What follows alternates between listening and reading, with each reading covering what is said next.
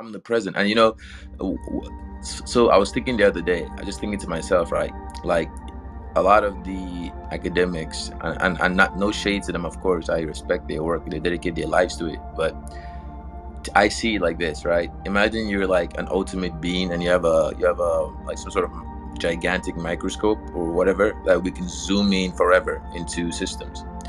And I see their perspectives as like a resolution that is just not the strongest, right? So you could see to certain depths. So like for me, even if you get to the level of neurons, for example, there's a pretty good amount of complexity with like biological systems, right? But we've learned that if we zoom in further, we have more higher resolution. We go all the way to subatomic, right? Right, and then we even see that even at that level, there are interactions. And then we say, okay, let's go even deeper. Then today we're at what they call the Planck scale, which is the lowest level that we've achieved so far. And there's even more complexity there. And then now we have to now reconcile this new perspective with what we assumed in the past based on the previous resolution that we used. So the reason why I have a very, very strong intuition feeling that we're on the right track, and I feel like the rest of the world is going to catch up to us later, is because when you actually think about zooming in to the edge, if you have the strongest, highest resolution you could possibly have in our universe, and you zoom in, the fundamental thing will be an abstraction. It wouldn't be physical. It wouldn't be post emergent. It would be at the moment of emergence, right? Post emergence creates physical reality. So if we're to abstract intelligence, we have to zoom into the edge of reality itself. And at the edge of reality, intelligence looks like a two-dimensional abstraction. So what I imagine is, imagine the triangle, the infinity, and the circle. Imagine a sphere, right, Tim? Imagine a see-through sphere, like a ball, right?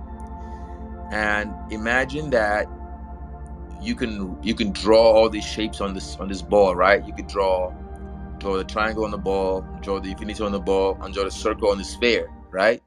But now imagine you can draw a lot of them, right, around this ball, right, until you fill the whole ball up. So the entire ball is covered with triangles, infinities, and circles, right? When I imagine the edge of reality, that's what I see it as.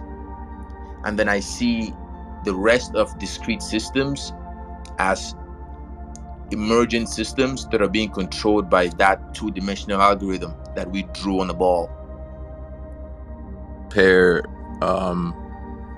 what we're trying to measure, and I try to like just break it down to something as easy as like a triangle, something geometric, which is kind of an abstraction, right?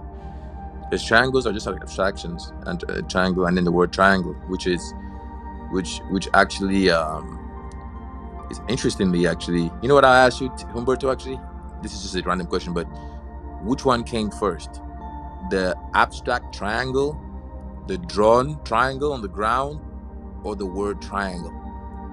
Let's do that. I think this will clean it up for us. So which one was first, which was second, which was third? The idea of a triangle, the drawing of the triangle, or the writing of the word triangle in English? Which one was first, second, and third?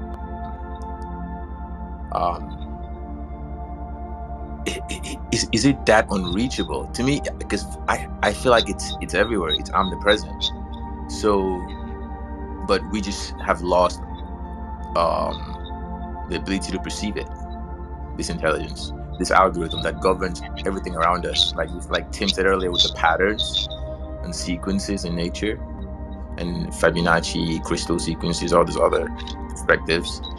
It's like, okay, we see how nature has patterns. I mean, look at National Geographic, and look at the migration of animals in the wild. those are algorithmic movements. right? At obviously a macro level, but we can even go deeper, and there's still. But now the question is, if we were to define this sequence at the most fundamental level, what is it going to look like?